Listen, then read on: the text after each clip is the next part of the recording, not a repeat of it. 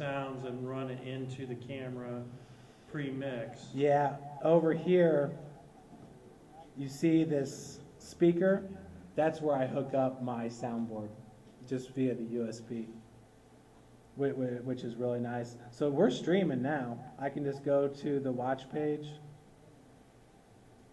and once that 20 seconds catches up, we'll be live. Now, you said that will also work as a switcher, you can hook more than one camera Yep. into that. Yep. So, okay, so now we're live, and I'm going to pull this off to the side so you guys can still see it.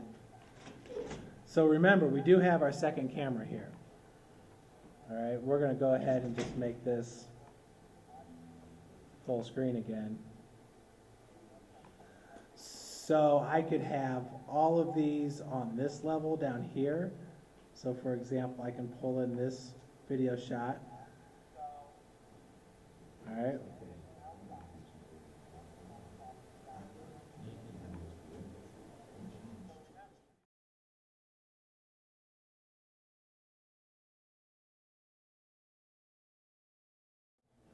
There are.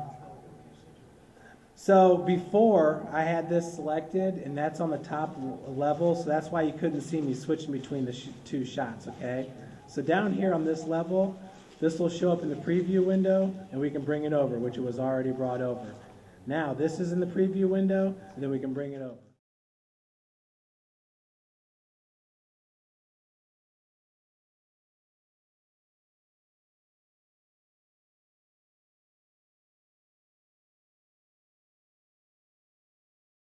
Some different options there. And one thing Otto and I were talking about was if you got like a FireWire that allowed you to add like 6 more. If Or those Thunderbolt. Or I'm sorry, the Thunderbolt, if those would all be cameras that we could use. But I know for sure I can get 2 more cameras on there. We got 8 on a MacBook Pro, but we had a Blackmagic. We had something going out over the Thunderbolt, and it had 3 cameras on that, and we had a Blackmagic thing, but that was pushing it. And that was on a MacBook Pro? Yeah, on a MacBook Pro.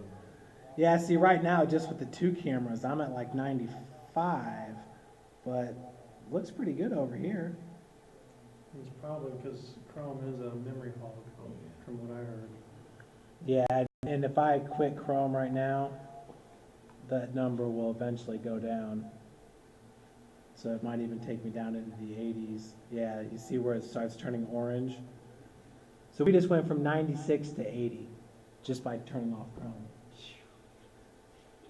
Just dropped again. So, and like I said, Is that a 4-core CPU that you got in that laptop? Is it an i5? yeah, this is i5. What's the total package price? This has got 8 gigs of memory, and it's an i7 processor actually at 2.8 gigahertz. It says late 2013. So I got this thing this past October, $800 off eBay. I buy everything off eBay.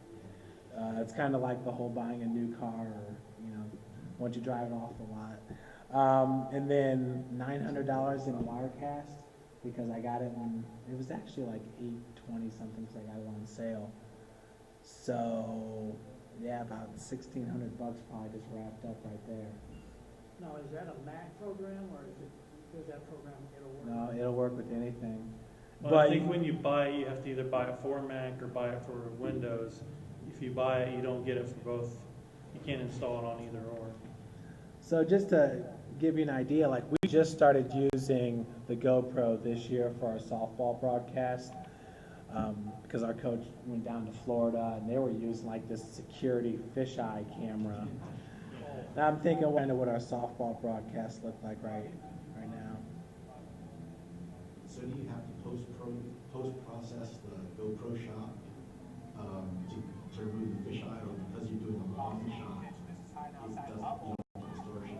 No, I mean this is a medium shot right here. Yeah, I always set mine to medium, so I don't have to worry about that. And I could do it narrow, but it cut off the foul lines here, so this actually kind of works perfect for us.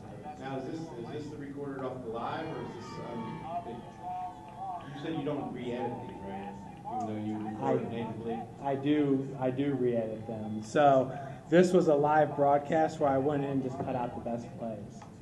Now the one thing I've been noticing is with the GoPro is a little bit fishy. See, I can hit record over here all day, and I'll have a second raw, data file with all my video on it. Very easy for editing. Just put the card, in, all that good stuff. But I have noticed with the GoPro, sometimes it wants to kick you off. So for example, okay, we're on the GoPro right now. Now I want to hit record.